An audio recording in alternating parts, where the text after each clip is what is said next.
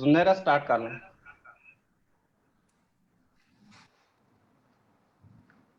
Okay.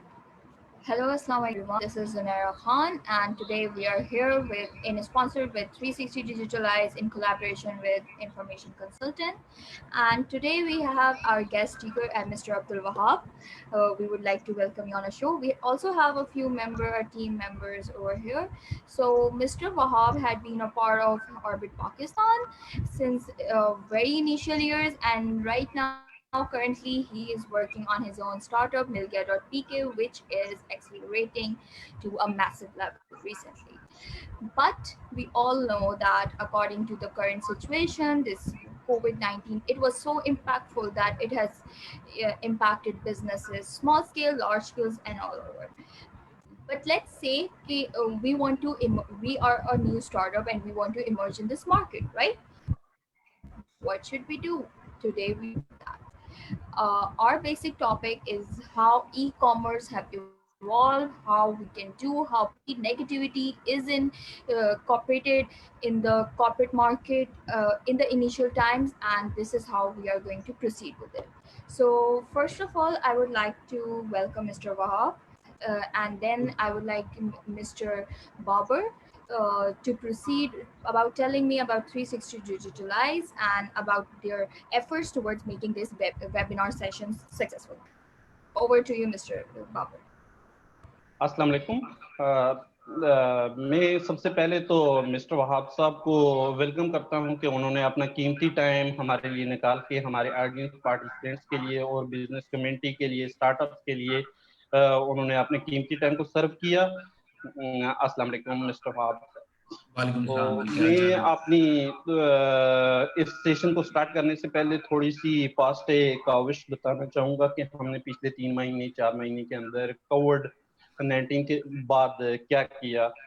जब ये सूरत हाल हुई तो ज़्यादातर मोस्टली बिजनेस बंद हो गए। पाकिस्तान में बड़ी पेंडेमिक और क्राइसिस की सूरत हाल हुई, यूनिवर्सिटीज़ बंद, हर चीज़ बंद। जब तो लोग ज़्यादातर जो है मेंटली, फिजिकली हर तरह से डिस्टर्ब हो गए। तो इस सूरत हाल में हम, क्योंकि आईटी कंपनी थी, तो हमने ये समझा कि हम अगर आईटी कंपनी अपना बिजनेस बंद करके अपनी सर्विसेज बंद कर देगी तो बाकी बिजनेसेस का क्या होगा। तो हमने एक इनिशिएटिव लिया कि हम अपने उन स्टार्टअप्स के लिए, अपने बिजनेस के लिए, अपने एंटरप्रेन्योर्स के लिए, अपने स्टूडेंट्स के लिए जिन जिन एरियाज में हम अपनी सर्विसेज, ट्रेनिंग की फैसिलिटीज प्रोवाइड करते हैं, उनके लिए हम एक ऐसा प्लेटफॉर्म अरेंज करें और एक ऐसा ट्रेनिंग का, मेंटोरिंग का सेशन तरतीब दें, सीरियल्स, कि जिसमें उनकी इस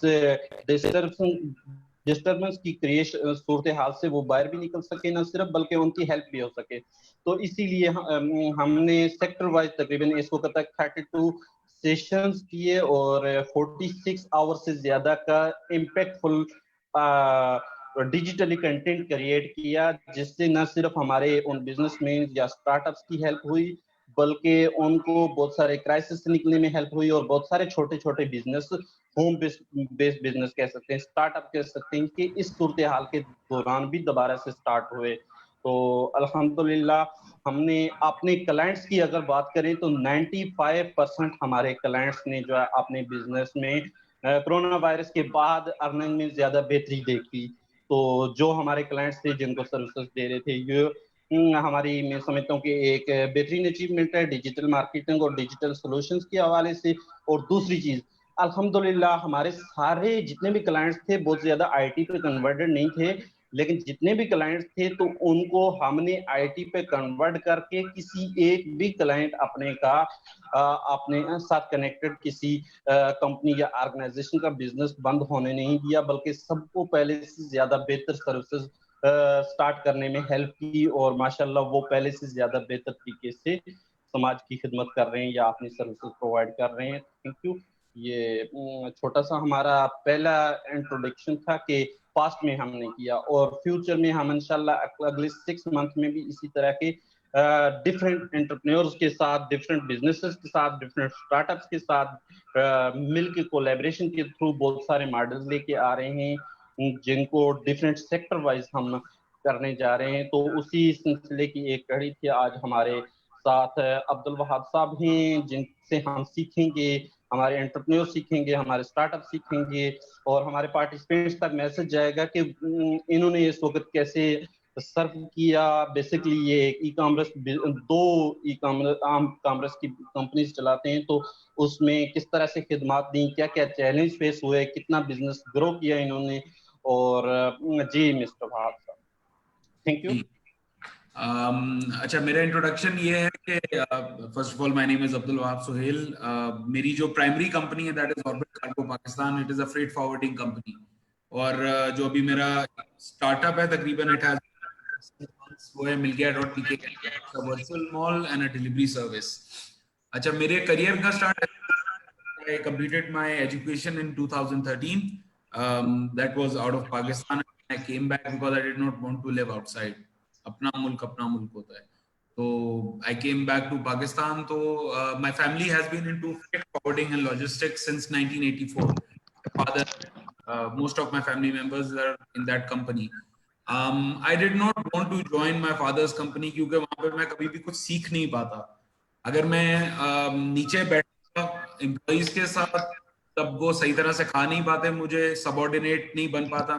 अगर मैं डायरेक्ट ऊपर सीट पर बैठता तो तब भी मेरे साथ ये इशू होता कि मैं जो कोर प्रॉब्लम्स होती हैं कंपनीज की या किसी भी चीज की वो सीख नहीं पाता। वो ऐसा एक लेबल लग जाता है, बिगड़ा हुआ बच्चा है, आगे सीधा एक बॉस बन के बैठ गया। So, and I always wanted to do something of my own. So I started up a company and named it Orbit Cargo Pakistan. My conflict of interest ये था कि it is the same business as my father and my family business. इसके अंदर हमने change ये किया, मेरे father जो हैं या जो मेरा फैमिली बिजनेस है that focuses more on air exports. मतलब जो एयर के एक्सपोर्टर्स होते हैं दे mainly handle air freight for them. हमारा काफी बड़ा नाम है एयर फ्रेट के अंदर फैमिली बिजनेस का। तो मैंने फोकस किया more towards air and sea exports and imports. मतलब सी की जो इंपोर्ट्स होती थी और एक्सपोर्ट्स होती थी और एयर की इंपोर्ट शिपमेंट्स जो आती थी उनको हम हैंडल करते थे। तो it went hand in hand with my father's company and which is going very good अल्हम्दुलिल्लाह। We have an office in Karachi and we have an office in Lahore and Faisalabad and Sialkot. ये 4 main जगह हैं जहां पर हमारे offices already orbit Cargo Pakistan के चल रहे हैं। अबाउट milgaya.pk, ये आइडिया मुझे इस तरह आया था कि I wanted to build a virtual mall जहां पे शॉप वाइज प्रोडक्ट्स शो हों। मतलब for example if you enter any mall तो आपको वहां पे प्रोडक्ट्स बिखरे हुए नजर नहीं आते कैटेगरीज में। मतलब अगर आप फॉर एग्जांपल डॉलमेन मॉल या ओशन मॉल जाते हैं तो आपको वहां पर you see the shops first and then the products. आपको वहां पर ये नहीं होता कि आप जाकर प्रोडक्ट्स को देख रहे हो या आप पहले शॉप देखते हैं फिर उस शॉप के अंदर जाते हैं, उन्हीं के ही स्पेसिफिक प्रोडक्ट्स नजर आते हैं। तो मिलगिया के अंदर मैं एक ऐसा ही कॉन्सेप्ट लेके आया हूँ कि अगर आप मेरी वेबसाइट पे जाएंगे तो आपको शॉप का कॉलम नजर आएगा। तो आप उस टैब के अंदर जब जाएंगे तो you will see various shop जो मेरे साथ वेंडर रजिस्टर हो चुके हैं उनके, आप उनकी शॉप्स में जा सकते हैं। जब आप उनकी शॉप को क्लिक करेंगे तो उन्हीं के ही प्रोडक्ट्स नजर आएंगे। दूसरा जो एक चीज वैल्यू प्रोपोजिशन बोलूंगा या यूनिक सेलिंग प्रोपोजिशन वो ये है कि रिसीट्स जो हैं वो वेंडर की जाएगी just to be transparent that कि ये प्रोडक्ट्स ओरिजिनल हैं जो वेंडर के हैं, मिलगिया के नहीं है। Usually there are lot of other platform, उनको मैं बेचारा बोलूंगा क्योंकि वो पोर्ट्रे ऐसे करते हैं जैसे प्रोडक्ट्स उनके होते नहीं है। दे यूजुअली गेट, मतलब most of the products they get from the vendors. और अगर वेंडर खराब प्रोडक्ट भेजता है तो नाम कंपनी का खराब होता है। अब अगर आपको for example if you buy anything from a mall, कोई भी शॉपिंग मॉल, तो आप उस प्रोडक्ट जो जिस शॉप से खरीदा है और अगर प्रोडक्ट सही नहीं होगा तो आप उस शॉप को बुरा बोलेंगे, आप उस शॉप के बारे में रिव्यूज नेगेटिव देंगे, मॉल के बारे में नहीं। यहाँ पे एक अनफॉर्चुनेटली ये प्रॉब्लम है कि एक तो कंपटीशन कंपैरेटिवली बहुत कम है क्योंकि 3-4 बड़े प्लेटफॉर्म्स है। अब जब कंपटीशन कम होता है तो इनकम्पिटेंसीज इस हवाले से आती है कि आप क्वालिटी के ऊपर थोड़ा कम फोकस रखते हैं। जाहिर सी बात है आपकी सेल हुई है, दैट्स ह्यूमन नेचर, उनकी गलती नहीं है, दैट्स जस्ट ह्यूमन नेचर।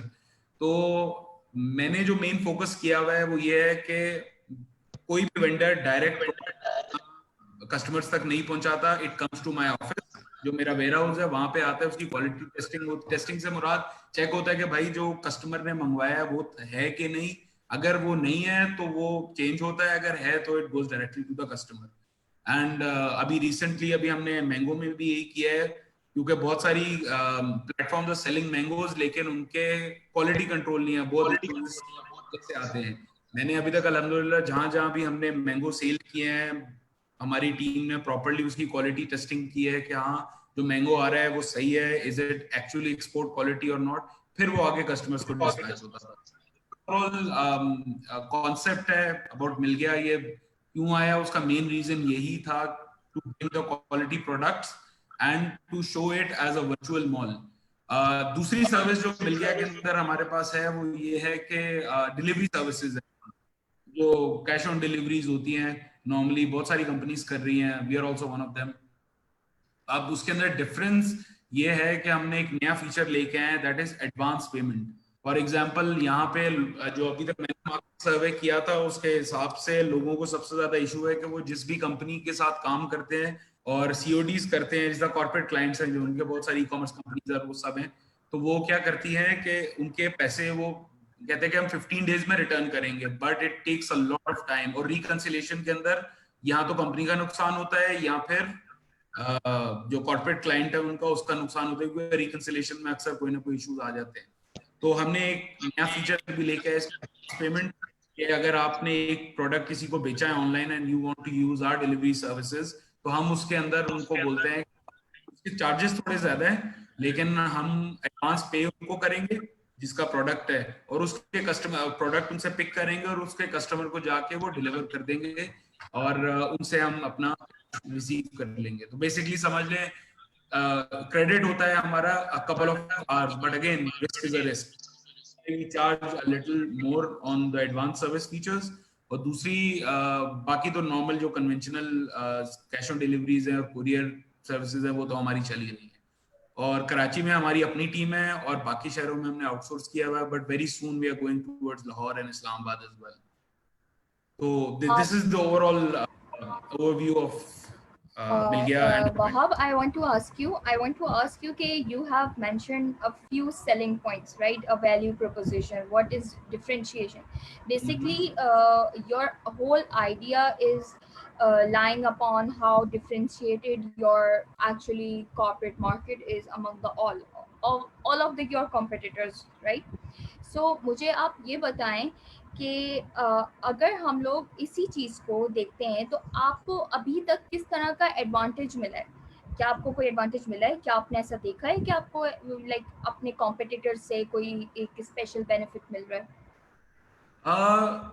देखिए advantage to soon to say कि मुझे एडवांटेज मिला, लेकिन ये है कि if I talk about delivery services, yes I have got the advantage, क्योंकि उसके अंदर कोई प्रोडक्ट नहीं ले रहा है, it's a service, and service भी कुछ 100 रुपयों की है, हजारों या लाखों की बात नहीं है, सही है, पर पर्सन। या जो भी कॉर्पोरेट क्लाइंट है अगर वो 10 पार्सल्स या 10 डिलीवरीज पर डे कराता है तो उसके जो अमाउंट बनेगी वो 1000, 1500, 2000 बनेगी, सही है। तो उस हवाले से यस मुझे एडवांस फीचर के ऊपर हमारे पास बहुत बड़ी बड़ी companies, obviously I won't mention those companies, उनके क्लाइंट्स और अच्छे मतलब with good names those clients have come to us, plus हम चेज अप की डिलीवरीज कर रहे हैं, हमने उनको एक व्हीकल दी हुई है। हाँ, I forgot to mention this thing, हमने एक और चीज दी हुई है, अगर आपके दिन में 20 से 30 पार्सल्स पर डे हैं तो हम राइडर्स या एक vehicle with driver and another person हम उनको डेडिकेट कर देते हैं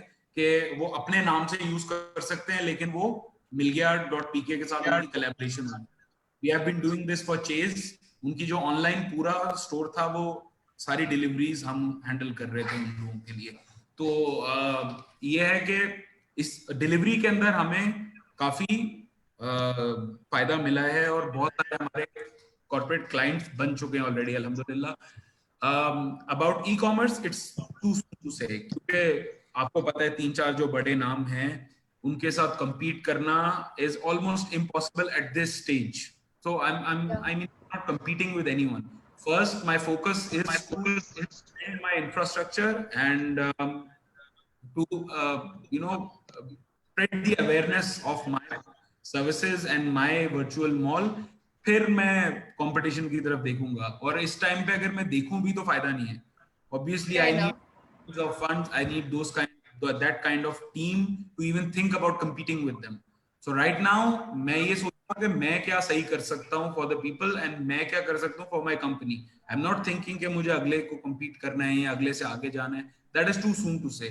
But yeah, deliveries के अंदर एक ये भी है कि हमारा एक आप ये कह लें कि मेरे खून में भी लॉजिस्टिक्स है, सही है।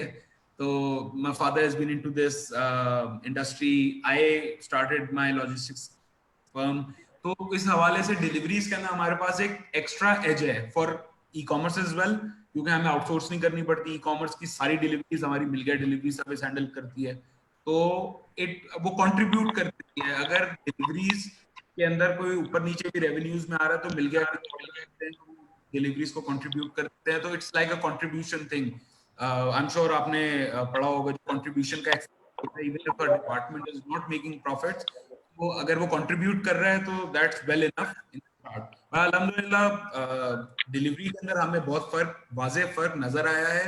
But for e commerce it's too soon to say कि हम कम्पीट कर सकते हैं नहीं कर सकते एंड ऑल दैट।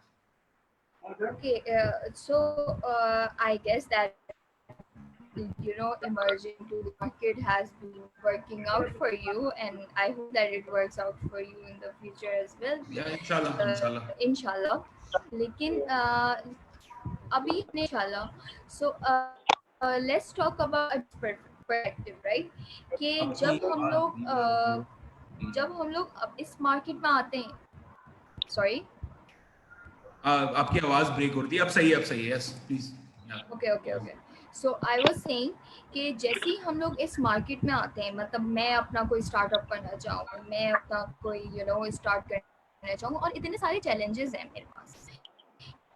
एक चैलेंज नहीं है मैं घर बैठे स्टार्ट करना चाहूँ, मैं उस पर रिसर्च करूँ नहीं करूँ। आजकल तो it's like people are handing over, मतलब लोग बैठे बैठे even if it's like creating a small blog, किसी को मेकअप करने का शौक है तो वो उसका ब्लॉग बना रहा है, किसी को कुकिंग का शौक है, पेंटिंग का शौक है, पोइट्री का शौक है, तो it's like going very fast and they are succeeding. बिल्कुल। So I am seeing very lot of potential, especially in these times of like COVID-19. So what do you suggest, how do you see it, how do you how do you look at these perspective, and how aap jab aisa aate to what are the psychological changes which a person, which as I personally as an entrepreneur could face in the emerging market? Generally अगर बात करूं other than Covid, corona and all these, अभी तो एक circumstances, एक पूरा scenario ही different है ना पूरी दुनिया का।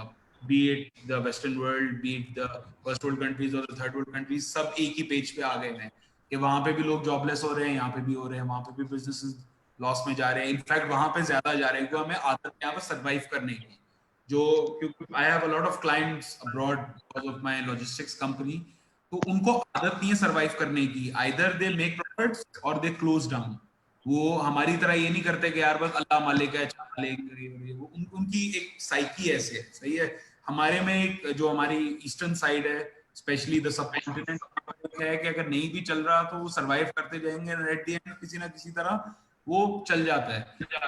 जनरली बात करें, if you want to start up something, first of all movies की, सीरीज की, इन सब की जो इंफॉर्मेशन है ना दिमाग में, इन टर्म्स के यार वो मूवी में देखो 3 घंटे में कितना बड़ा बिजनेसमैन बन गया। ये यहाँ पर यूथ की एक सबसे बड़ी प्रॉब्लम है कि वो बोलते हैं कि हम ऑफिस में आके बैठे चेयर पे, लैपटॉप सामने पड़ा है, and with in months they will become billionaires. That's not the way how world works.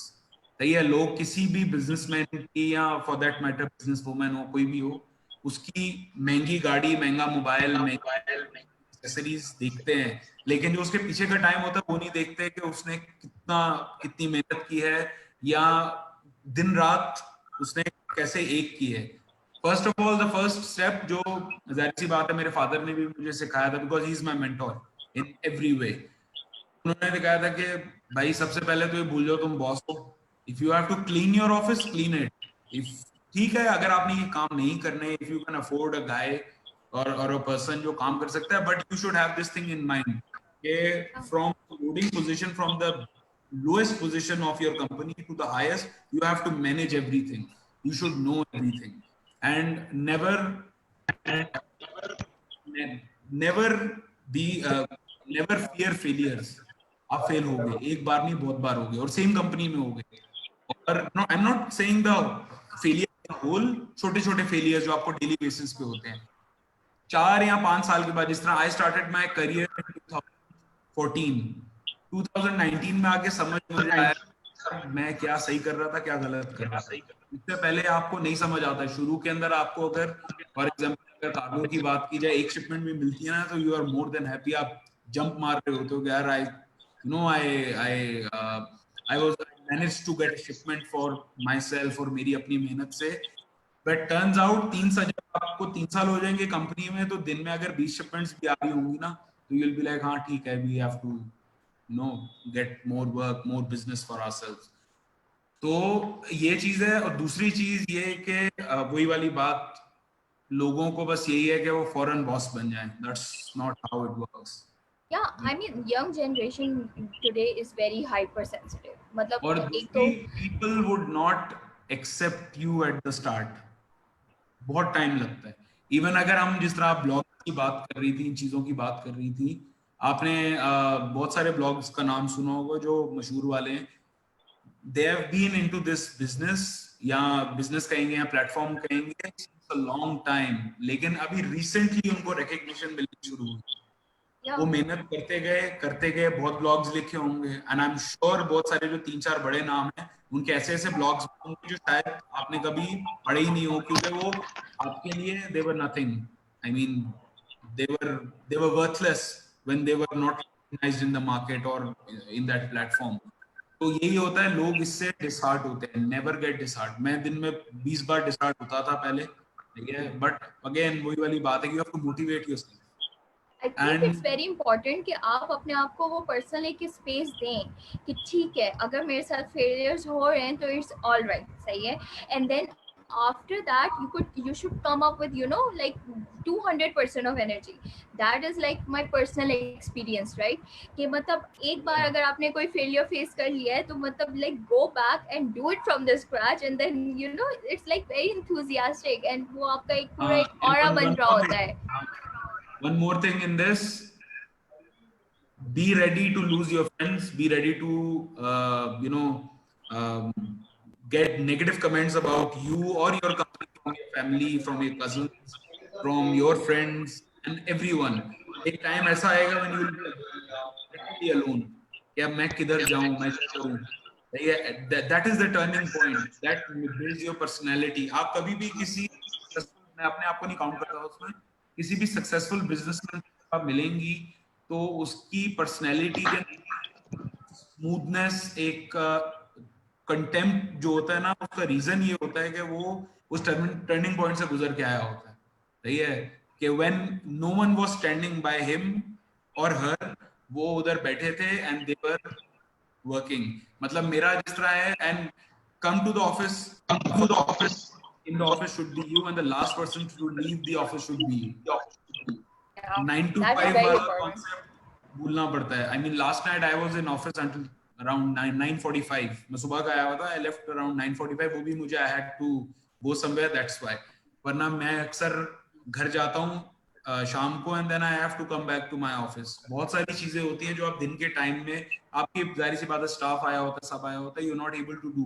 You're not able to mind map the things which you want to discuss with your team, और जो future में करना है. That is the best time to mind map is at night when you're sitting in the office.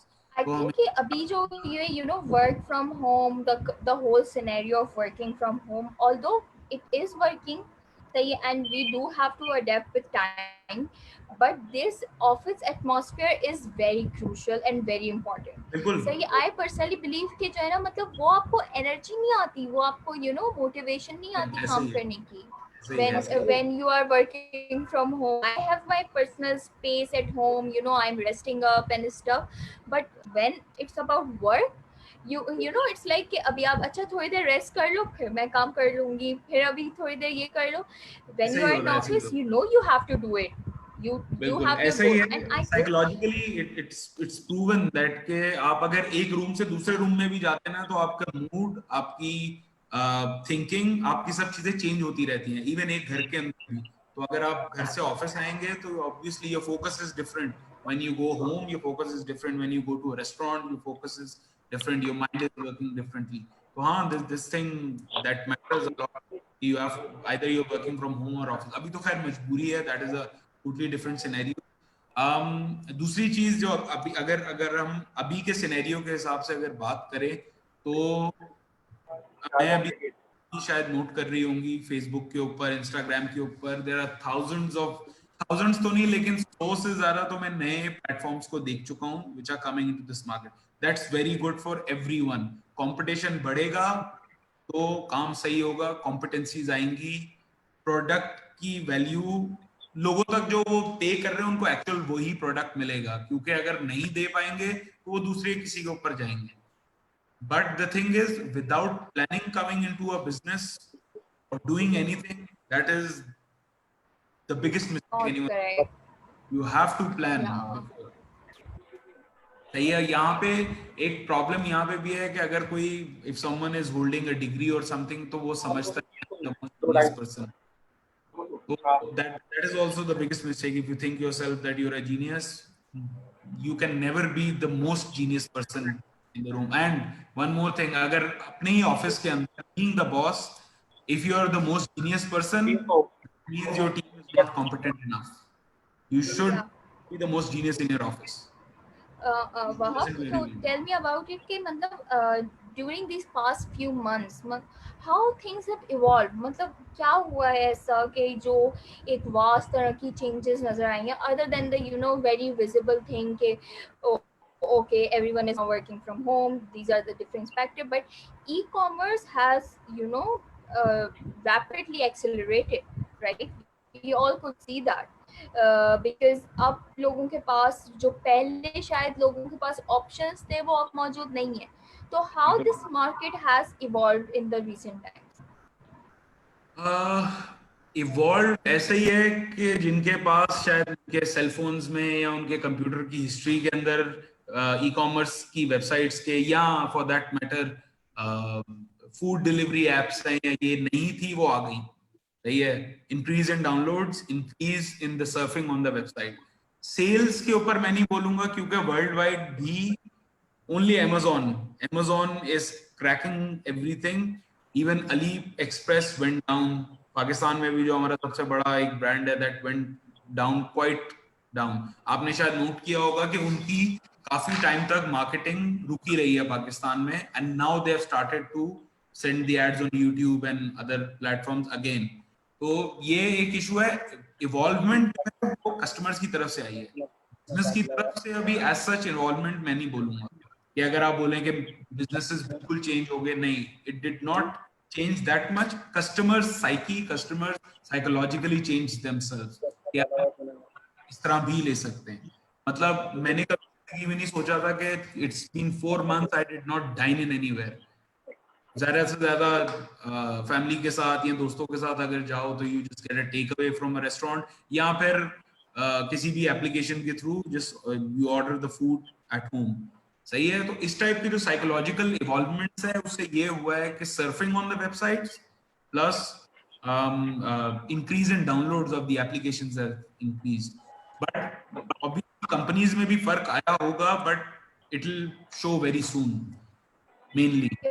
लेकिन but I think I think कि जैसी ही situation better होने की तरफ आएगी तो it is going to evolve. मतलब like we used to think about कि okay fine, the future is of e-commerce, but we never even realize कि मतलब किस तरह का होगा ये, क्या होगा. लेकिन suddenly everything seems to fall into place, right? हमारे actually psychologically हमारे दिमाग में everything seems to okay. अब ये like मैं जिस चीज को एज एन ऑप्शन कंसिडर नहीं करती थी, now that's a very I am doing that. So personally individually, publicly, nationally, internationally, everything is changing.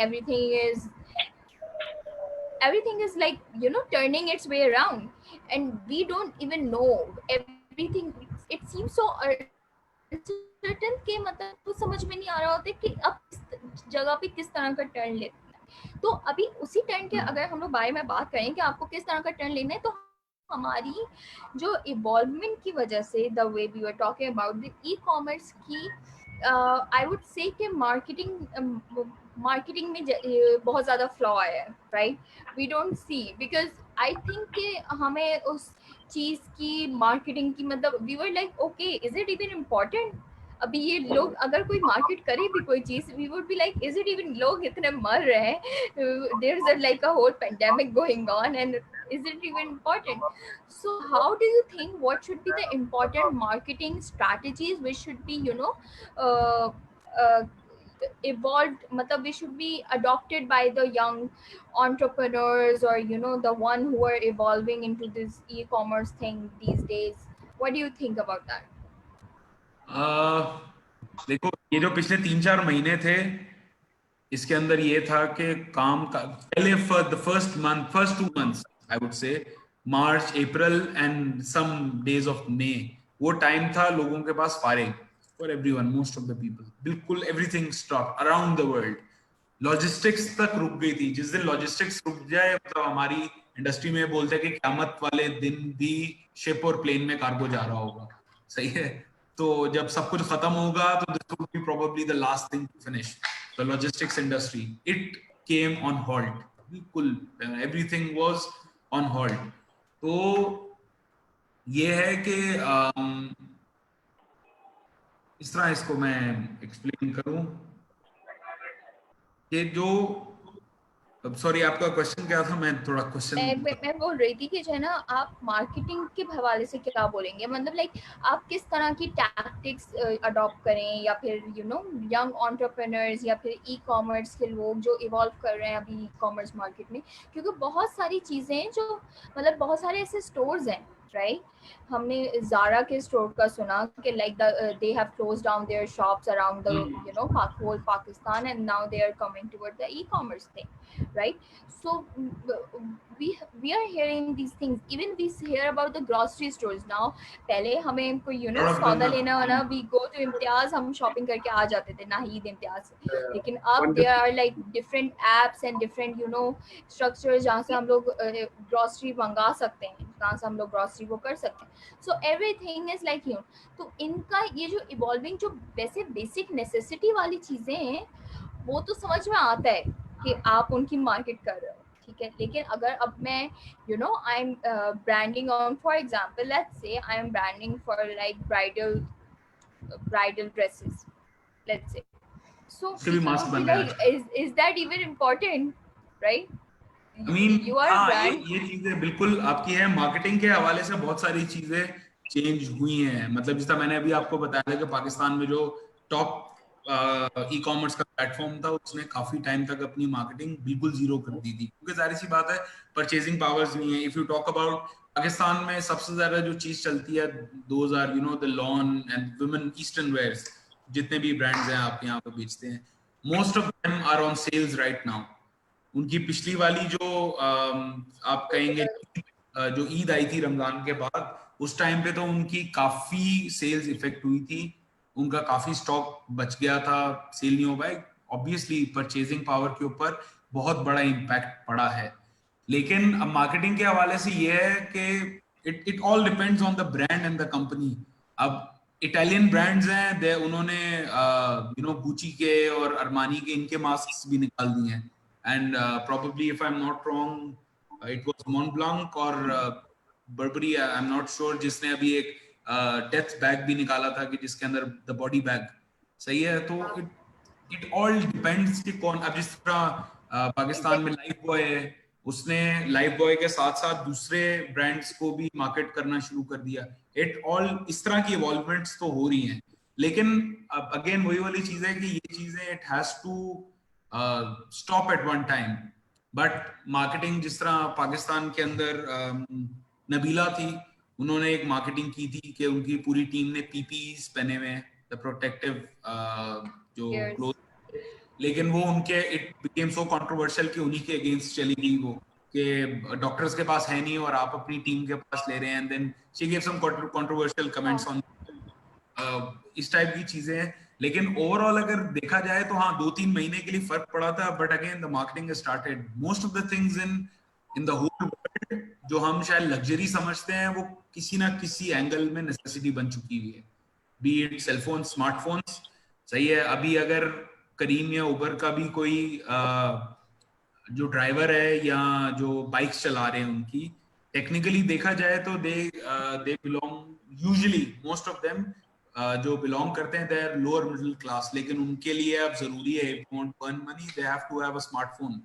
ये अभी भी क्या के नॉन स्मार्टफोन्स आते हैं लेकिन उनकी सेल जीरो है, क्योंकि सबको पता है कि यार कुछ नहीं होगा तो चलो मैं करीम पे या उबर पे बाइक तो चला लूंगा या गाड़ी तो चला लूंगा अगर है भी तो किसी ना किसी एंगल में स्मार्टफोन भी अब आपके लिए नेसेसिटी बन चुका है, पूरी तरह नहीं लेकिन I guess everyone has. Specially in this era, मतलब लाइक आपको एजुकेशन इज आपकी स्कूल की हर कोई क्लासेस ले रहा है, तो मतलब घर में आपके कितने गैजेट्स होने चाहिए कि हर कोई कुछ चीज द क्लासेस। और ये तो बहुत मतलब सारा आपको इशू आया है चले जो exactly, उनके अंदर जो स्टूडेंट्स पढ़ रहे हैं उनके पास तो they have the purchasing power, savings और ये सब, लेकिन जो थोड़े स्कूल्स हैं जिनकी फीसेस भी कम है, जाहिर सी बात है वहां पे जो स्टूडेंट्स हैं they don't come from very well of families, तो उनके साथ भी इशू है कि भाई घर में स्मार्टफोन नहीं है या एक ही है that is with the dad and he goes off to work, या वो करीम चला रहे हैं कुछ भी करते हैं and he needs that phone. अब बच्चा कैसे वो करेगा, और 3 बच्चे हैं घर में and they don't have a smartphone. ये वाले बहुत इश्यूज आए थे यहाँ पे।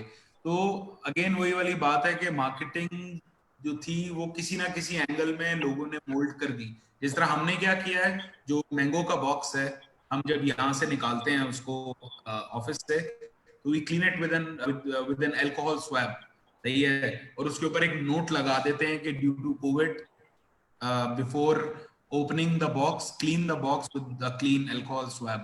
So that is actually a marketing। वो चलो ठीक है एक सेफ्टी प्रिकॉशन हम दे रहे हैं बॉक्स पे लगा के, बट अगेन हमने ये लगाना ही इसलिए शुरू किया क्योंकि कोविड चल रहा है। तो this is the involvement which we have brought in at this moment.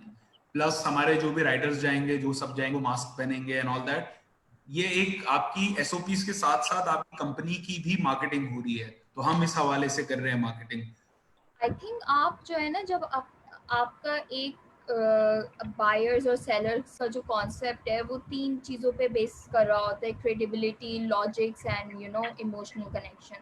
So I think right now emotional connection is more important with your customers and between the buyer and seller, कि मतलब अभी credibility आपका जितना भी बड़ा brand हो, it doesn't matter right now, right? आप एक लोकल सोप से हाथ धो रहे हो या आप जो है ना एक ब्रांडेड डिटॉल से हाथ धो रहे हो, तो it doesn't matter right now. This is the evolvement which Lifebuoy used in its ads. Exactly, and that was a very good move. अब यूज करें, हाँ एग्जैक्टली, उन्होंने अपनी मार्केटिंग भी कर दी सबसे ज्यादा की, लेकिन क्योंकि और किसी ने ये इस चीज को कैपिटलाइज नहीं किया, उन्होंने किया कि आपके पास जोन सा भी साबुन पड़ा हो, उन्होंने ये नहीं बोला स्पेसिफिकली हमारा ही साबुन इस्तेमाल करो। एंड उसके बाद फिर बहुत सारे ब्रांड्स ने यही चीज शुरू कर दी कि exactly, even I am saying कि फेस वॉश वगैरह के और ये ब्यूटी सोप्स और ब्यूटी प्रोडक्ट्स वगैरह भी इस चीज को इवॉल्व कर रहे हैं कि मतलब हाथ धो, मुंह धो, लेकिन हाथ भी धो अपना। so it is like a good thing. अच्छा, one more thing I would like to ask कि अगर जैसे कि अभी हमने बात कर ली मार्केटिंग के हवाले से, हमने बात कर ली इवॉल्वमेंट के हवाले से, what we have not talked about is like आपका एक जो अपनी आप जब ये सब खत्म हो जाएगा, right, let's say this goes on for next 6 months and hopefully we get out of it, right? तो अब ये जो चीजें हैं जो इंशाल्लाह सो ये जो हम उस वक्त अपने आप को अभी आई कैन कंप्लीटली अंडरस्टैंड कि बहुत ज्यादा अनसर्टेनिटी है और we are not sure about things, I can completely get that, but हमारी ये क्या स्ट्रैटेजी होनी चाहिए कि हम लोग सिर्फ अभी तक नहीं रहे, because we could clearly see कि कुछ बिजनेसेस सिर्फ ऐसे ही हैं जो विद टाइम ही के लिए आए हैं कि अच्छा हाँ आजकल फारिग थे तो बिजनेसेस आ गए, राइट?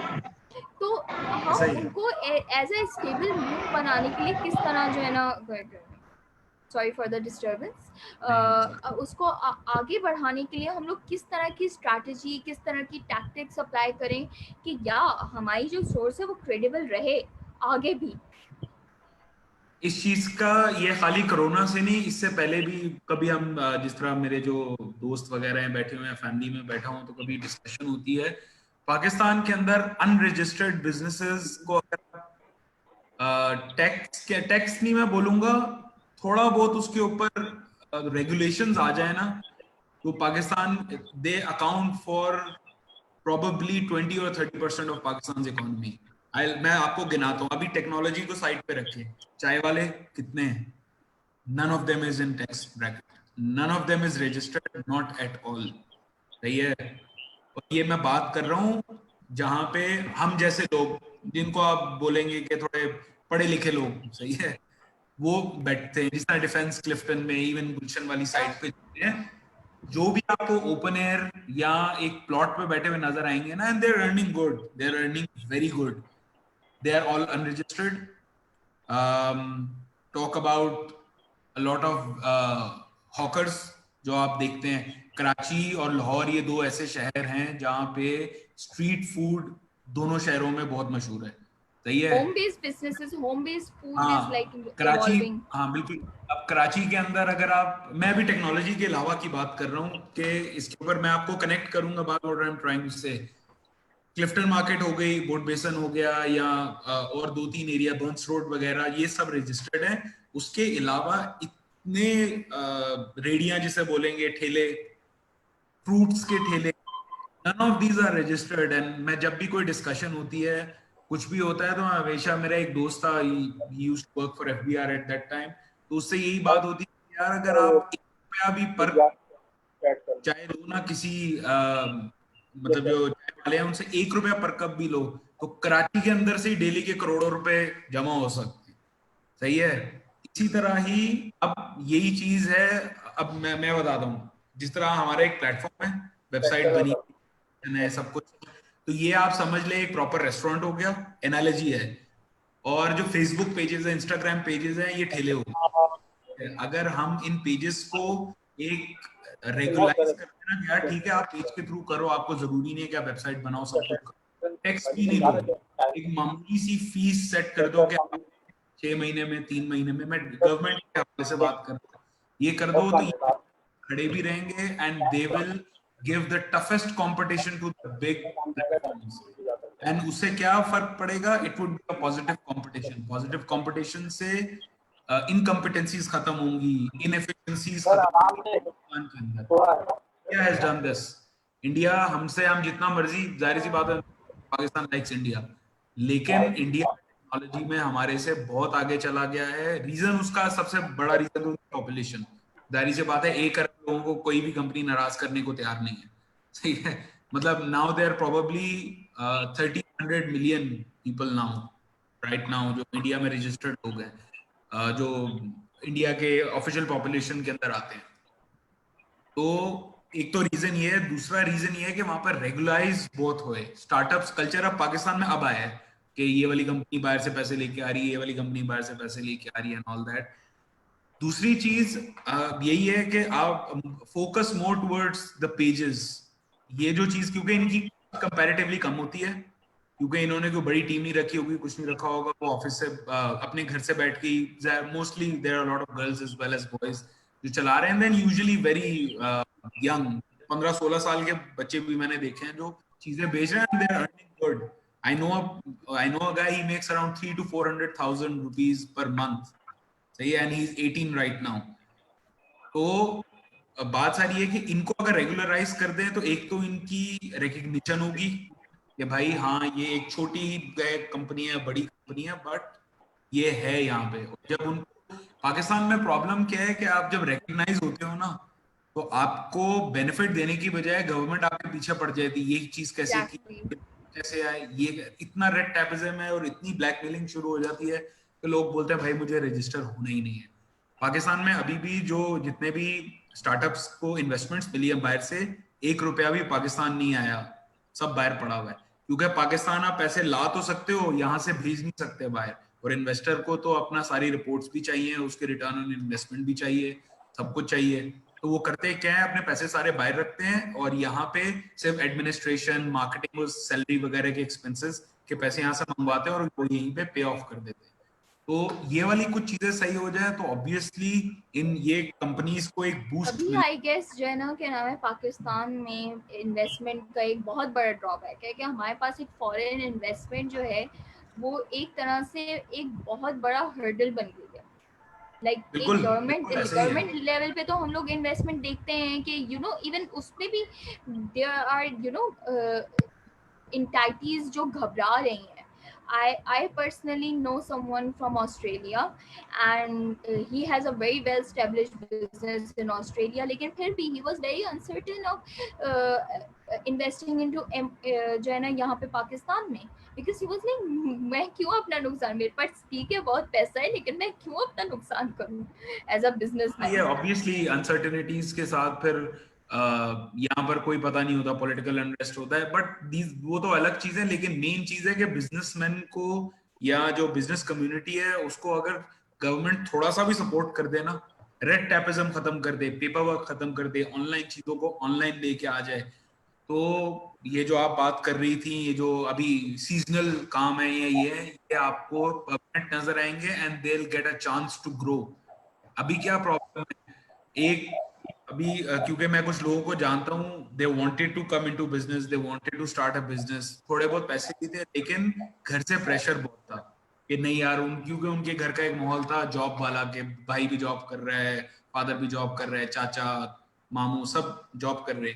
तो लेकिन मेन जो इशू यहाँ पर ये है कि अगर वो किसी तरह अपनी फैमिली को कन्विंस भी कर देता है और उसकी सपोर्ट पे कोई खड़ा हुआ भी नहीं है जो उसको एक्सपीरियंस से बता सके भाई इसको ऐसे नहीं ऐसे कर लो, तो वो बेचारा ऐसे चक्कर में फंसेगा कि वो बोलेगा नहीं यार ये फैमिली सही बोलती है, मैं नहीं यहाँ पे कर सकता, या द गवर्नमेंट और the system won't let me start my own business.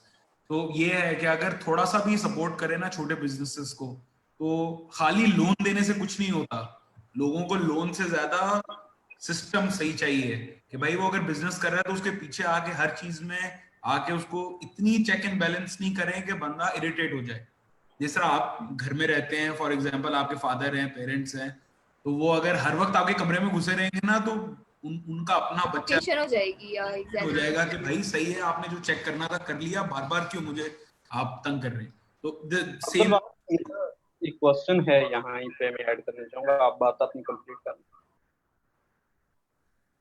जी हो गई, बस यही था मेन के लोगों के लिए अगर वो छोटे बिजनेसेस स्पेशली टेक्नोलॉजी साइड पे पेजेस को थोड़ा सा रेगुलाइज कर दें, उनके ऊपर एक प्रॉपर लगाया गया, आप रजिस्टर हो, सब कुछ करो और रजिस्ट्रेशन आसान कर दें, तो I guess that would be phenomenal for the Pakistan. मैंने बहुत सारे ज्यादातर बिजनेसमैन से जब भी मैं किसी से मिलता हूँ, क्योंकि मैं एक खुद एंटरप्रेन्योर हूँ तो रोजाना मिलता हूँ, रोजाना बात होती है, लेकिन मैंने एक चीज आपके पूरी प्रेजेंटेशन में जो नोट की, मुझे बहुत दिली तौर पर खुशी हुई कि आप अपने बिजनेस के अलावा जो है कुछ उन एरियाज पे भी जो लोअर बिजनेस हैं या उनके बारे में बात करते हैं और जानते हैं। जिस तरह आपने रेहड़ी और ठेले वालों से बात की, तो मैं बेसिकली अपनी अगर स्टोरी सुनाऊं तो मैंने अपनी एजुकेशन के साथ ही बिजनेस स्टार्ट किया। मेरा फैमिली बिजनेस रिटेल का बिजनेस था, ठीक है। तो सही मेरा रिटेल के बिजनेस को लाइक नहीं करता है क्योंकि 18-18 20-20 घंटे वहां काम करना पड़ता है, फिर जो है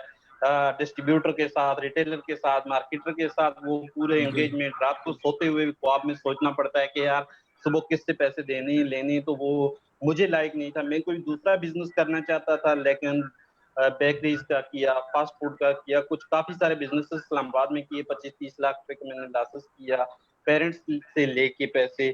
लेकिन जब एक टाइम आया तो पेरेंट्स ने भी कहा खुदा हाफिज यार, आपने बहुत नुकसान कर दिया, तो आप स्टॉप करें इस चीज को, अपने एक्सपेरिमेंट को। लेकिन एक तो जॉब पे मुतमिन नहीं था किसी भी हवाले से, तो मैं चाह रहा था बिजनेस ही। फिर मैंने सोचा यार कि मार्केट शायद छोटी है, मुझे कराची मूव होना चाहिए, मैंने कराची स्टार्ट किया। लेकिन जो मेरा एम क्वेश्चन है बेसिकली, मेरे क्वेश्चन वो रेडी और ठेले वाले हैं, क्योंकि यहाँ कराची जब आया उस वक्त मुझे पेरेंट्स की, फैमिली की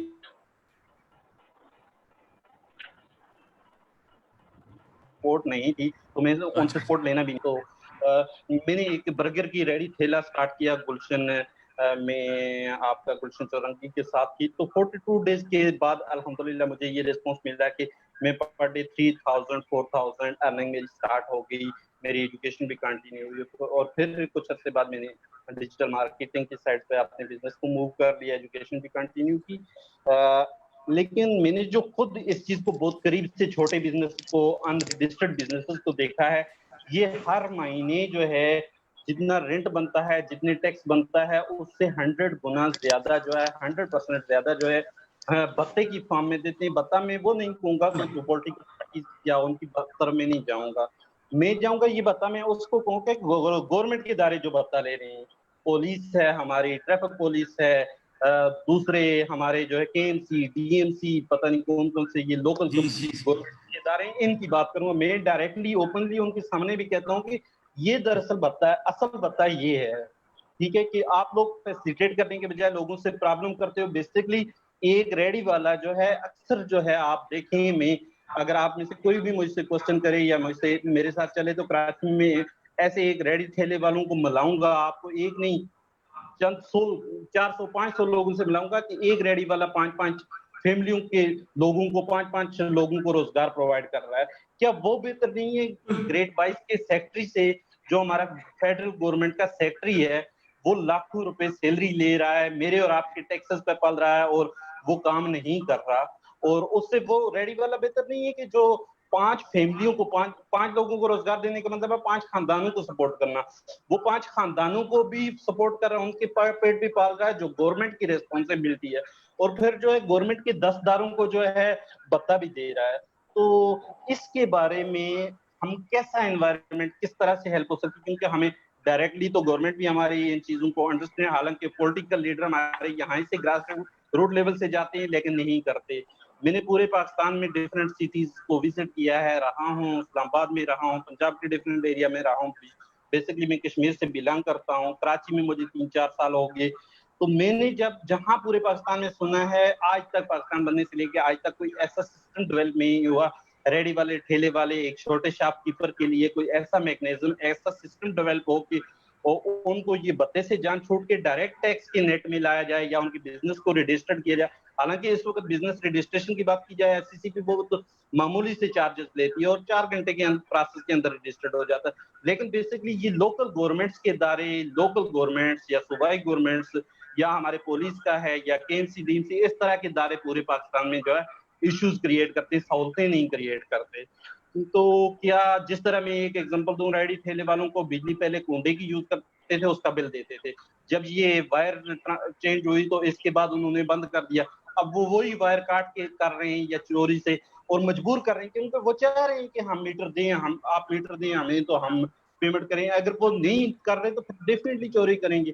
अगर एक बंदा रेडी ठेले वाला लगा के रेडी ठेला लगा रहा है और वो कह रहा है कि मैं टैक्स देने के लिए तैयार हूँ, बिजनेस रजिस्टर्ड करने के लिए तैयार हूँ, उसको फैसिलिटेट नहीं किया जा रहा, तो उसका क्या कसूर है बेचारे का? फिर मेरे ख्याल से जो गवर्नमेंट के रेगुलेटर्स का, उन दारों का कसूर है कि जो दारे उसको सहूलत और फैसिलिटेट नहीं कर रहे और उसके बदले में इनलीगल उससे जो है इतनी चीजें ले रही है। और अगर वो बिल फॉर बिजनेस रजिस्टर्ड हो जाए और उस पर कोई सोल्यूशन ऐसा निकल जाए कि ये चीजें जो हैं लीगलाइज हो जाए, वो खड़ा होकर सीना चौड़ा करके कह सके कि मेरा बिजनेस लीगल है, रजिस्टर्ड है, मैं कर रहा हूँ, गवर्नमेंट उसको फैसिलिटेट करे, तो मेरे ख्याल से वो जो बत्ते की फार्म में या जो है रिश्वत की फार्म में जाता है तो वो क्या जो है गवर्नमेंट के खजाने में नहीं जमा और डेवलपमेंट क्या बेहतर नहीं होगी? ट्रैफिक के इश्यूज, दूसरे इश्यूज सॉल्व नहीं होंगे। बाबर साहब, मेन प्रॉब्लम पाकिस्तान में लोगों की है। मैं गवर्नमेंट को तो कुछ भी नहीं बोलूंगा, लोगों की ये है कि यहाँ पे यूनिटी नहीं है।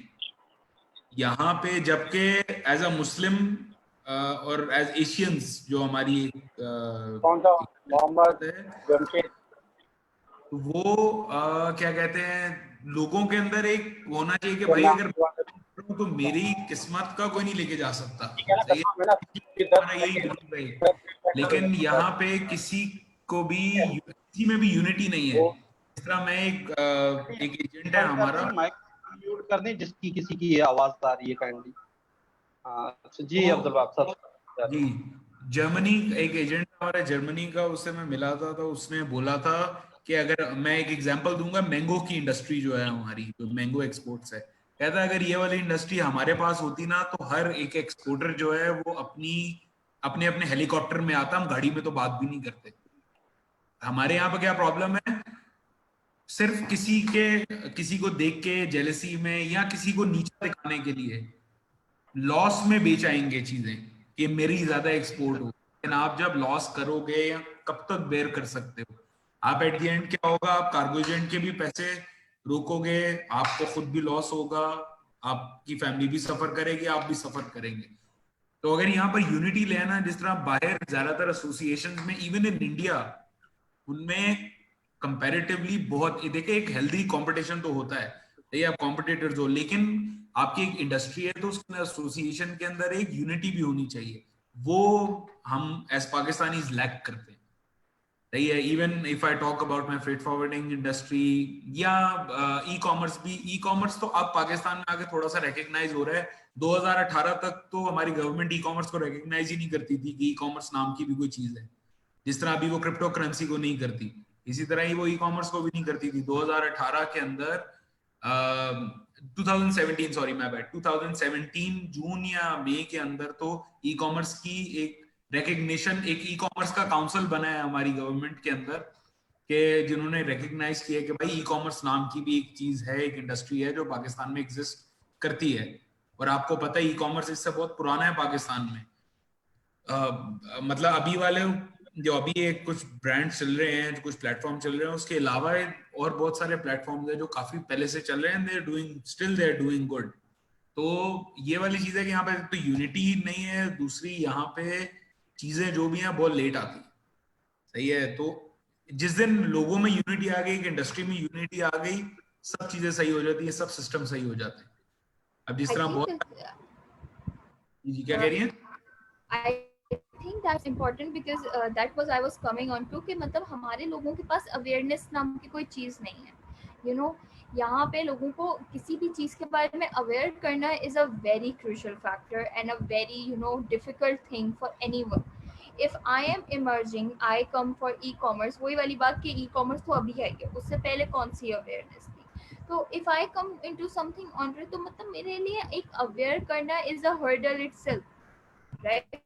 तो मतलब अभी हमारे लिए, लेकिन हाँ अब स्पेशली इन दीज टाइम्स, मतलब अभी मैं बार बार इन टाइम्स का इसलिए क्योंकि लोगों की जो मेंटल कैपेसिटी है वो बहुत ज़्यादा चेंज हुई है ड्यूरिंग दीज टाइम्स। सही है। लोगों ने काफ़ी चीज़ें जो पहले वो कंसिडर ही नहीं करते थे उनको कंसिडर तो एटलीस्ट करना शुरू कर दिया। तो मेरे पास क्या ऐसी चीज़ होनी चाहिए कि मतलब मैं उनको इस तरह से अपनी अवेयर करूं कि हाँ दिस थिंग एग्जिस्ट। सही है। हम लोग तो वैसे ही इतना पीछे जा रहे हैं, दुनिया मतलब like it has evolved a lot, right.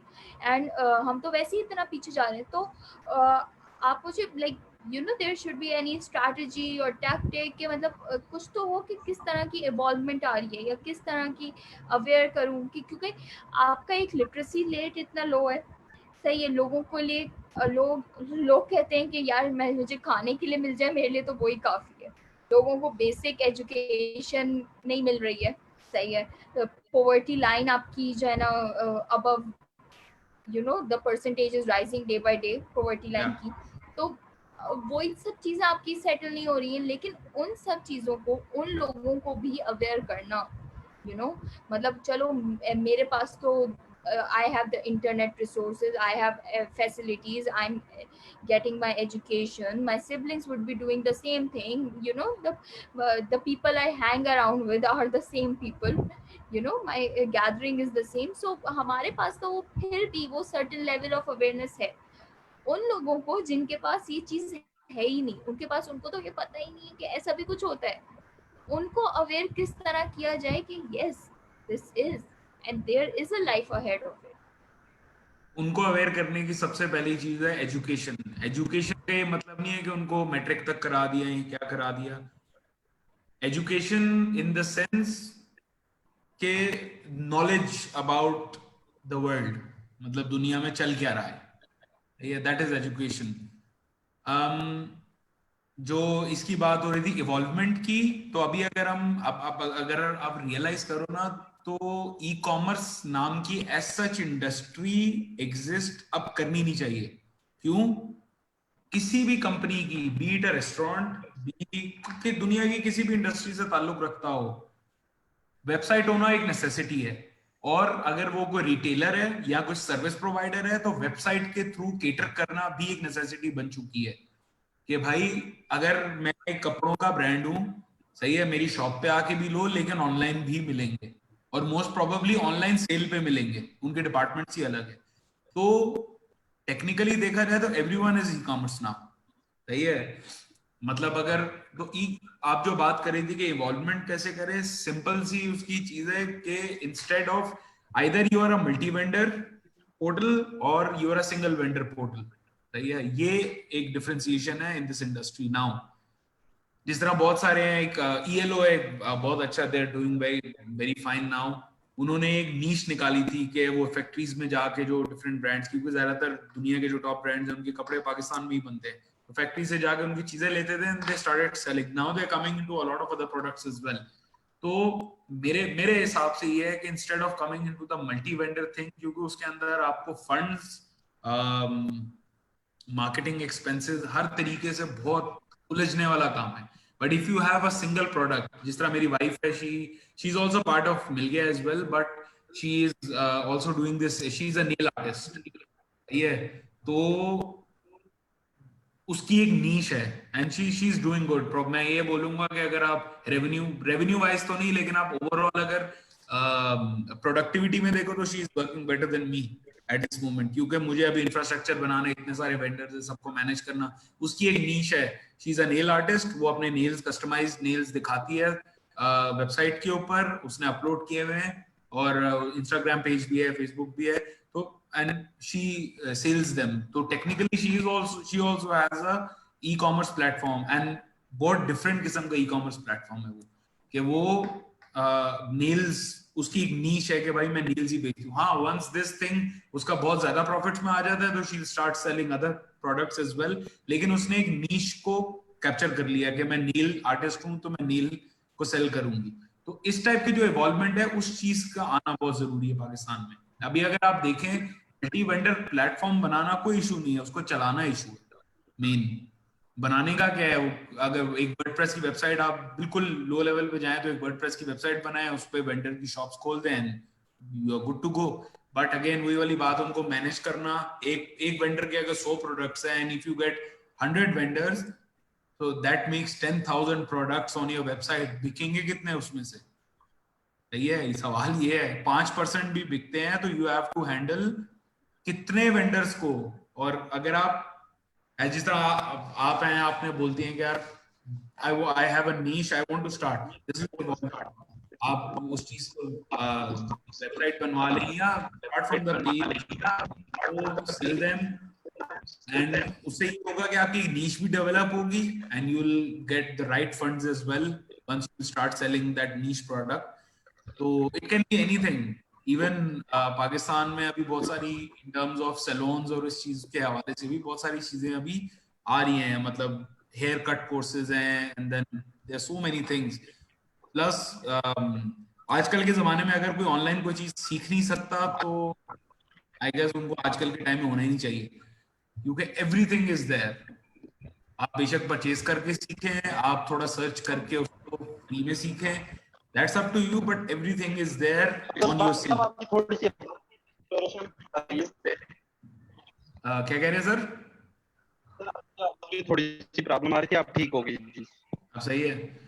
तो हाँ, मतलब आप everything is on your seat, in your computer, in your mobile phone, आप कहीं से भी बैठ के सीख सकते हैं आप। मतलब even if you are in a desert, वहां पे भी अगर इंटरनेट के सिग्नल आ रहे हैं तो यू कैन लर्न एनीथिंग। तो ये इस टाइप की इवॉल्वमेंट की जरूरत है। नीश, पाकिस्तान में नीश क्या है?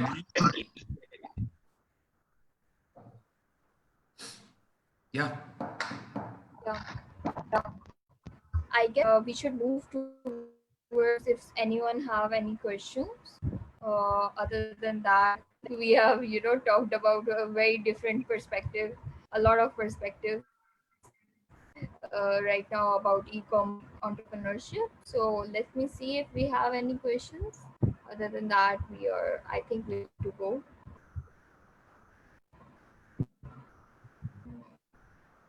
I don't know. Mr. Do we have any question?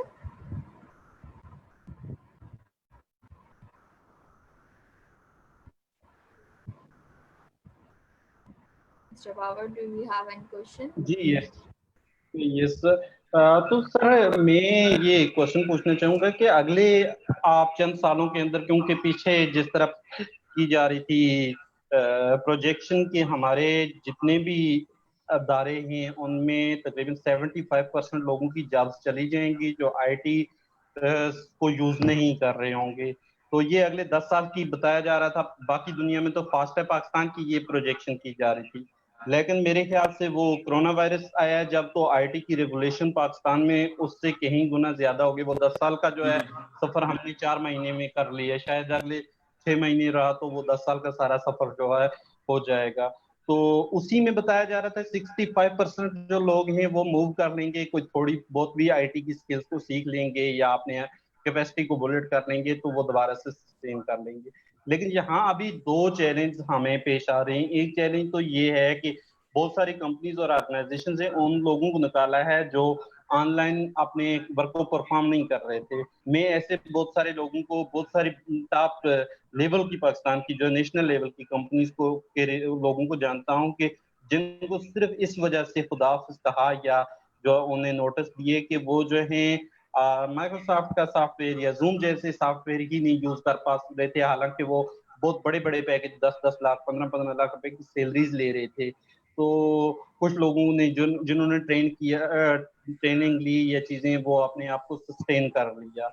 अब इससे मुझे एक उम्मीद की किरण ये भी नजर आती है एक साइड पे कि हमारे नौजवान है, जो हमारी यूथ है, जो यूनिवर्सिटी से पिछले 2-3 साल में फारिग हुए या होने वाले हैं, तो उनके लिए बड़ी उम्मीद और होप नजर आती है कि उनके लिए नई अपॉर्चुनिटीज के लिए जो है अपॉर्चुनिटीज होंगी। लेकिन दूसरी साइड पे डेफिनेटली हमारे वो लोग जो इस वक्त फैमिलीज को सपोर्ट कर रहे थे उनकी जॉब्स जा रही हैं, तो वो भी प्रॉब्लम है।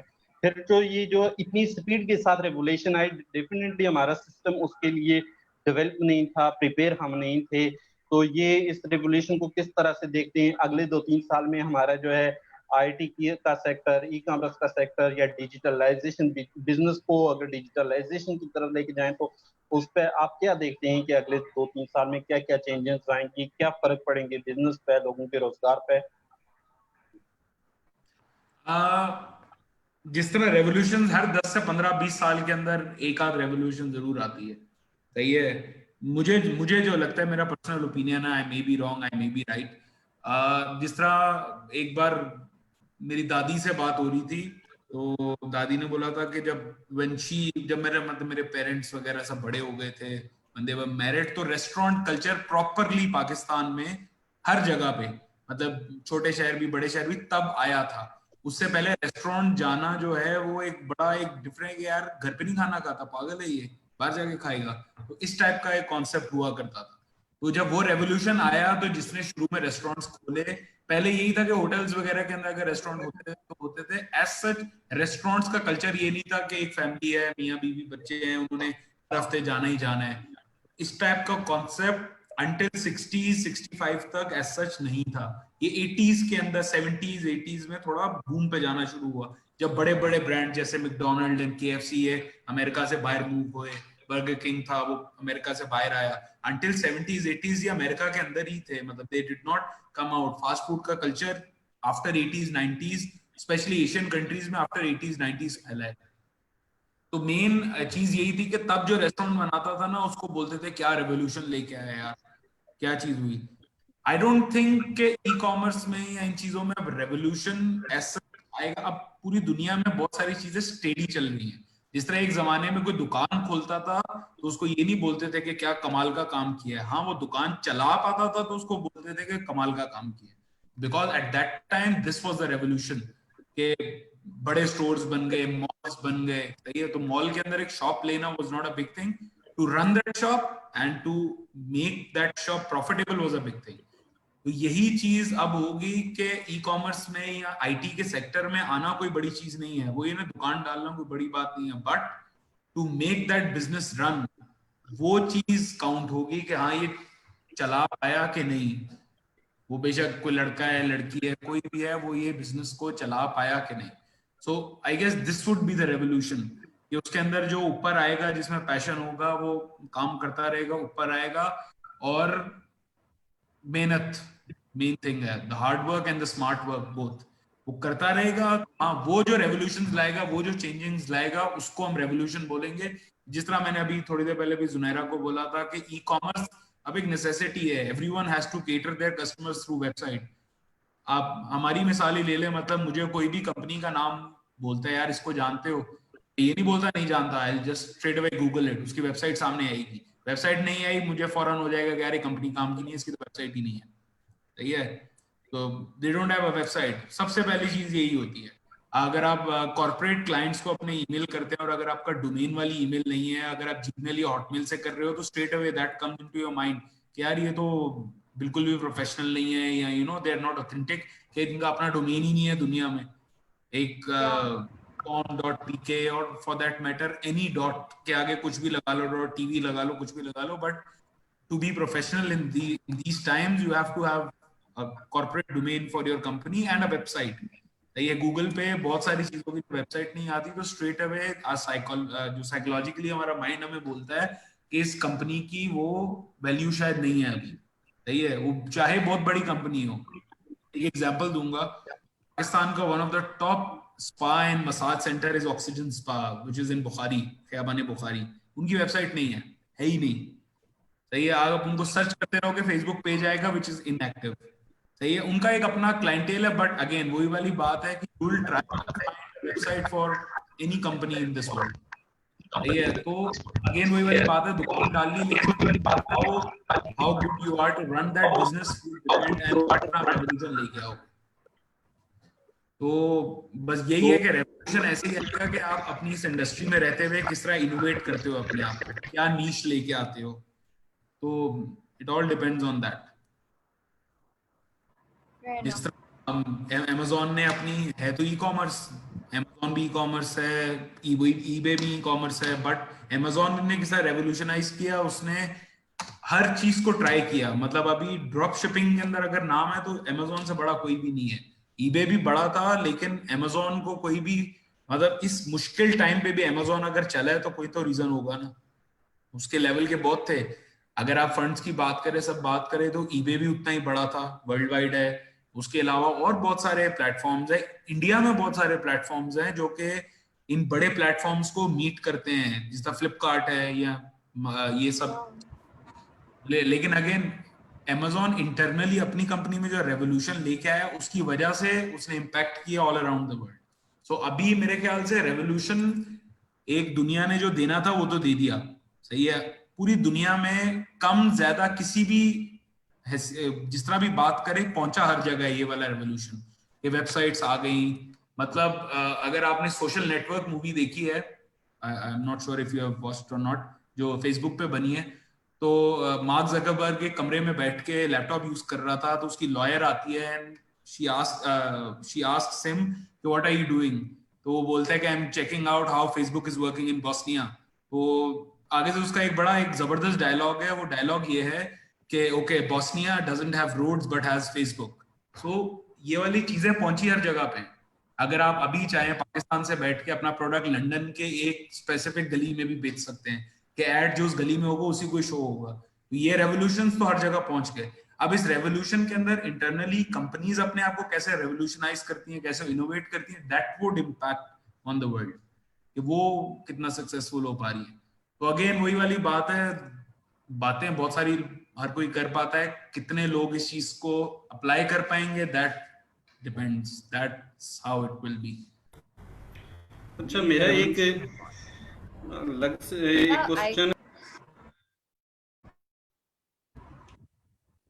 आपकी आवाज नहीं आ रही। जी, मेरा एक आखिरी क्वेश्चन है कि हम इसके बाद इंशाल्लाह सेशन को कंप्लीट करने की तरफ जाएंगे, कि बेसिकली हमने जिस तरह ई कॉमर्स की चीज़ों पर बात की डिटेल से सारा कुछ, लेकिन डिलीवरी में अभी हम पाकिस्तानी इतने बहुत ज़्यादा ईमानदार नहीं है बदकिस्मती से। हम जिस तरह बहुत सारी चीज़ों में फ्रॉड कर रहे हैं या कोई, तो इसमें शायद जो हमारा दुनिया में रेशो बहुत ज़्यादा ऊपर है। हर चीज के अंदर जो है हम हुक्मरानों को तो चोर लटेरा सब कुछ कहते हैं, लेकिन अपने आप को भूल जाते हैं कि हम इतना क्यों धोखा कर रहे हैं। हम अपनी फील्ड के अंदर जो है लोगों को पूरा दिन चूना लगाते रहते हैं, अपने बिजनेस में धोखा देते रहते हैं। शाम को हम दूध वाले के पास जाते हैं, दूध वाला इसी तरह हमें बहुत सारी चीजें नजरे से मिला के तो हमें दे देता है, हमारे बच्चे भी उससे अफेक्ट होते हैं। हम अपनी चीज तो शायद अपनी प्रोडक्ट तो नहीं यूज करें, लेकिन दूसरा हम भी बहुत सारी जगहों से चीजें ले रहे होते हैं, तो फिर वही धोखा हमारे साथ भी हो जाता है। अच्छा, मैं अगर डिलीवरी इस तरह फूड पॉइंट्स की बात करता हूँ या किसी भी हवाले से हमारे इश्यूज इस तरह के चैलेंज हैं, मैं तकरीबन कोरोना के बाद जो है रेगुलर जो है फूड पेंडा के थ्रू जो है अपनी खाना मंगवाता हूँ दोनों टाइम का। तो इसमें फूड पेंडा का तो खैर कसूर नहीं, रेस्टोरेंट्स का अक्सर मुझे ऑर्डर मिलने में कि मैंने जिंगर मंगवाया होता है तो मुझे अंडे वाला और शामी कबाब वाला बर्गर मिल रहा होता है। अक्सर जो है मैंने वो मंगवाया होता है, कुछ और मिल रहा होता है। एक दिन तो ऐसा हुआ कि मैंने जिंगर या कोई मंगवाया, जिंगर मंगवाया या आई थिंक कोई और चीज मंगवाई, तो मुझे चिकन बर्गर मिला और एक शामी बर्गर मिला, और वो मेरी ही शॉप अपनी शॉप है, तो उस पे अब मैं उनके घर वालों के सामने खा नहीं पा रहा है यार। कहेंगे कि अगर तुमने मंगवाना था, और वो इतना बुरा क्वालिटी में कि मैंने कहा अब्बू और छोटे भाई कहेंगे कि तुमने अगर यही खाना था तो अपनी शॉप से खा लेते, पैसे देने के बाद जो 300-400 रुपया देने की क्या जरूरत। वो मैंने डस्टबिन में छुपा के गिराया और मैं भूखा रहा। तो ये इस तरह के चैलेंज थी। इस तरह की हमारी इंप्रूवमेंट कैसे होगी, किस तरह से बेहतर होंगे, जबकि दुनिया में ट्रस्ट होता है, ऐसा नहीं है। हमारे ई कॉमर्स पे अभी ट्रस्ट का वैल्यू वो नहीं है, और हम फिर इस तरह से प्रोडक्ट डिलीवर भी नहीं करते ट्रस्टेबल तरीके से, और कहीं ना कहीं तो आएगा नहीं। जिस तरह मैंने आपको पहले बोला, अभी जो बात हो रही थी उसी से कनेक्ट करूंगा कि जितना रेवोल्यूशन इंडस्ट्री ने और दुनिया ने लोगों तक पहुंचाना था वो पहुंचा दिया। अब इंटरनली एक कंपनी स्पेसिफिकली अपने अंदर क्या रेवोल्यूशनाइज करती है तो वो पूरी दुनिया पे इंपैक्ट करेगा। वो चीज लोगों को समझ आएगी तो वो चल जाएगी, कंपनी नहीं आएगी तो वो सरवाइव नहीं कर पाएगी। इसी से मैं कनेक्ट करूंगा मिलिया के अंदर हमारे पास, मैं यही बोल रहा हूँ, डायरेक्ट वेंडर, हमें बहुत आसान होगा कि अगर वेंडर्स डायरेक्टली लोगों तक, उनके डैशबोर्ड पे एड्रेस तो आता है जो ऑर्डर आया है, उन्होंने ऑर्डर देखा, चीज पहुंचाई और भेज दी। हमने सख्ती से मना किया हुआ है कि आप वहां पे नहीं भेजेंगे। उसका रीजन ये है कि क्वालिटी मेरे पास आएगी। मैंने बोला ना, हमने बहुत सारे ऑर्डर्स डिले भी किए हैं और मना भी किए हैं कि ये चीज अवेलेबल नहीं है। फॉर एग्जाम्पल, एक बंदे को रोनिन, हमारे पास एक ब्रांड है, उसी का ही बैटरी चाहिए या पावर बैंक चाहिए और वो नहीं मिल रहा, तो वेंडर क्या करेगा, वो उठाएगा सदर के अंदर चाइना के बिल्कुल सस्ते वाले और उठा के वो भेज देगा आगे। मोस्ट प्रोबेबली वो सही भी चलेगा, पता भी ना शायद चले आगे किसी को। बट इस चीज को कंट्रोल करने के लिए हमने जो क्वालिटी कंट्रोल है वो बिल्कुल सेंट्रलाइज की हुई है। आप हमारे ऑफिस के अंदर कुछ भी होगा, हमारे क्रेडिबिलिटी डेवलप करना बहुत जरूरी होता है, बिकॉज ये जो नाम है ना, अब जैसे फॉर एग्जांपल मैं ऑर्डर करवा रही हूँ, जैसे आपने बात करी, मैं मिलिया के थ्रू ऑर्डर करवा रही हूँ कोई चीज, राइट, मैं पावर बैंक ऑर्डर करवा रही हूँ। इवेंचुअली अगर मुझे वो चीज नहीं डिलीवर होगी तो मैं नाम इसके नहीं कि मुझे वेंडर ने पता नहीं क्या भेजा, आई वुड यूज मिलियाज नेम कि मुझे मिलियाज के थ्रू जो है ना, यही फूड पांडा, जब अगर आपको कोई जो है ना खाना, आपने KFC ऑर्डर करवाया या कुछ, आपको वो चीज नहीं मिली, तो आपने फूड पांडा का नाम कि फूड पांडा के थ्रू मुझे जो है वो चीज सही नहीं मिली। तो ये जो इमीडिएट, इसीलिए हम सेंट्रलाइज कर रहे हैं, जबकि वेंडर्स हमें बोल रहे हैं कि नहीं हम सही चीज भेजेंगे ये वो, लेकिन I just don't want to trust, मतलब ट्रस्ट वाली बात भी नहीं है। सेकंड ओपिनियन या second consulting is always good. तो हम यही कर रहे हैं कि ऑफिस के अंदर हमारी चीजें आती हैं और यहीं से आगे डिस्पैच होती है। There is no ifs and buts in this, there is no second option in this. जो भी चीज आएगी हमारे यहाँ पे आगे क्वालिटी चेक होगी या उसकी ऑथेंटिसिटी चेक होगी। फॉर एग्जाम्पल हमारे पास एक ड्रेसेस का ब्रांड है बिसिनो, आई am not sure whether you know about this brand और नॉट। इनकी शॉप भी शाहिद अफरीदी का ब्रांड है ये। तो उसके कपड़े जो हैं वो अगर ऑफिस आएंगे देखे जाएंगे कि जो मॉडल, जो भी चीज थी, जो उसका आर्टिकल नंबर था वो ही है, वरना नहीं जाएगा, कैंसिल हो जाएगा। Because it's better to cancel your order and telling your customer कि हमारे पास ये नहीं है, rather than they putting up the wrong negative reviews about you on various groups on Facebook. Social media की बहुत पावर है आजकल, लोग अभी तक इसको समझ नहीं पाए। मतलब अभी रिसेंटली हुआ था, एक और प्लेटफॉर्म था, उनके साथ एक ग्रुप है फेसबुक के ऊपर, तो प्रोबेबली एडमिन उनका जानने वाला होगा, तो उन्होंने वो एक बंदे ने उनका नेगेटिव रिव्यू डाला with the pictures and everything, तो उन्होंने उसके कमेंट्स डिसेबल कर दिए। उसके बाद जो लाइन से उनके नेगेटिव रिव्यूज आने शुरू हुए, इतने ज्यादा कि that person probably left that group. So, and it's a big name. It's not a Yeah.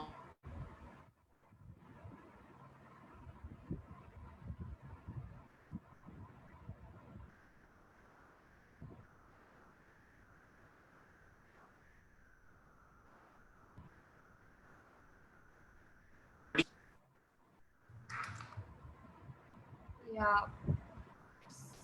So I guess के that is it, because हमने काफी काफी डिटेल में सारी चीजें डिस्कस कर ली हैं एंड काफी डिटेल में इंसाइट हो गए। तो I hope this session was informative, and I would especially like to thank all our guests for joining in, especially our mentor Mr. Wahab for joining us here, for giving us some insights on e-commerce and different stuff. I hope you had a good time also coming over here. Yeah, of course. So then I guess let's see, maybe next time whenever we meet. Yeah, thank exactly. you for inviting me. Yeah, thank you, sir. Sure. So let's see how it proceeds, and thank you very much for joining us. Until next time. Sure. Love is.